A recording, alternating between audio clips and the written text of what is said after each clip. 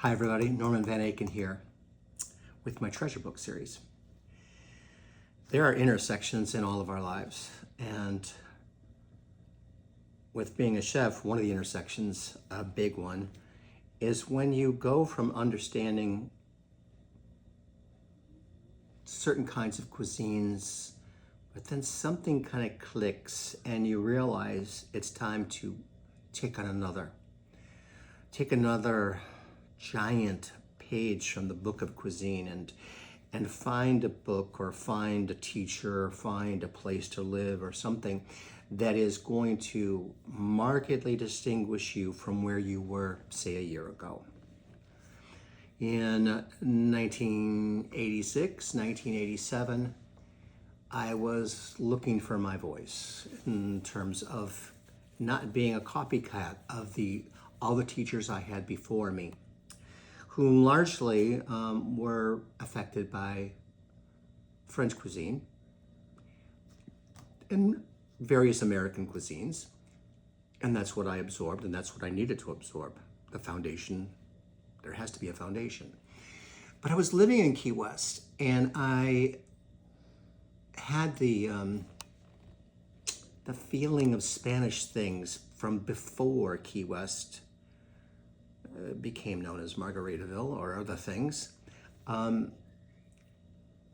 Spanish was spoken as much in Key West as English, if not more, especially there in the early 70s when we first got there. It was, as I say, right around 87, 88. So I don't know how I came across it, but I did. And I came across a book by a gentleman named Colman.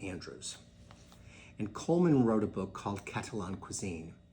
And that book was one of those major drivers in me that moved me from being the chef I was before to the chef I was moving to become.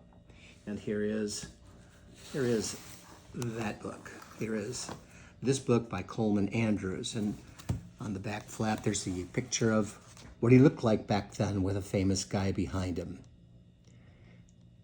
He's a big, strong football sort of size looking guy, and my gosh, what an extraordinary life he's lived. You should get his memoir. It's fantastic. And he sent me a copy.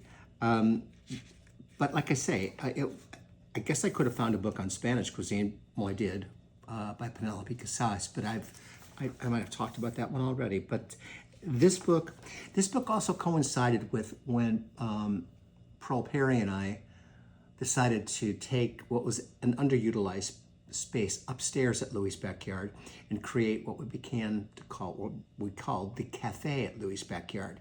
And with that, we had our downstairs menu that was very popular with locals and tourists.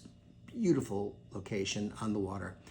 But upstairs, I wanted to find another way of expressing myself and to do a cafe in much the style that Alice Waters had done with the cafe at Chez Panisse. So speaking of Alice, she has this great quote here. Colman Andrews' passion for eating and drinking reaches its perfect expression with his discovery of Catalan cooking. His humor and repertorial instincts make this book, at the very least, irresistible. Reading it for me is a great source of inspiration. This man, I can only think of maybe 4 or 5 other people I've ever met that have that kind of intellectual curiosity and hunger and passion, Rabelaisian in style, as Colman. And the first person I'm thinking of like that would be the late, great R.W. Johnny Apple, who wrote for the New York Times, as most of you would know.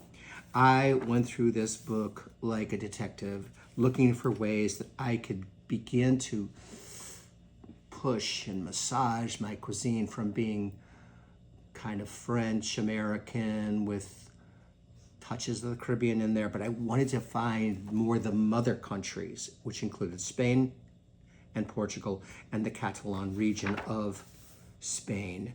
And here he has so many words then in so many recipes in the language, the Catalonian language, which allowed me to not only integrate the flavors and the styles and the methods of cooking, but also some of the words. I wouldn't have been smart to have integrated the words totally, because I would have lost the audience. They would have thought that I'd lost my marbles and I was, pretending I was something I was not. But to draw inspiration and to be able to include some ingredients that I wouldn't have included, like sobrasada, the sausage that is so flavorful.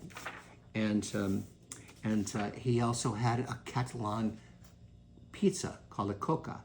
We had a pizza oven upstairs in that cafe, and I began to make pizzas that were influenced by reading this book.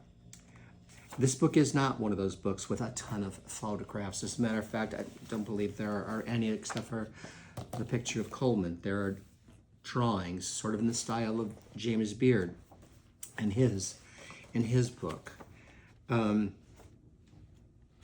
Last two things I want to talk about. Colman and I have become friends, and it will be a great pleasure someday when I can sort of slip this into an email or somehow get it to him and let him know just how much this book has meant to me. Our mutual great friends, Dean Fearing and Robert Del Grande of Texas, Dean from Dallas, Robert from Houston, have occasionally joined together in a musical way and played. Dean and Robert are sort of formally in a band together, the Barbed Wires, and they let me play the harmonica, and they let Colman sing, and Colman sings with great energy and passion like he brings to everything else. In the book, what I came across was when he and his family had dinner one night in 2018, May 30th, 2018. I don't save things like this often, but for cookbook authors and things like that, I certainly will. And to be able to slip it into his book and see that it's there, that's kind of a nice thing. That brings me back and know that I've fed him. And lastly, this beautiful, he signed it for me. He wrote in Spanish, or probably the Catalonian dialogue, for my friend Norman, Maestro Chef and Maestro Jugador. I had to look that up. De harmonica player. With a big hug, Colman. It just doesn't get any better than that. If you can find your passion in life, and make it your life's work too, boy, that is a lucky thing, and I'm happy for you. I've been able to do that, and it's fun to share these books with you, and I know that you'll be able to find this book online and get it for not much, because that's the way it goes. But Colman will love the fact that you have it, and he'll get joy out of the fact that you cook from it, just like I would for any of my books. All right, folks, that's this treasure book, and I'll talk to you again before long. Enjoy cooking and reading.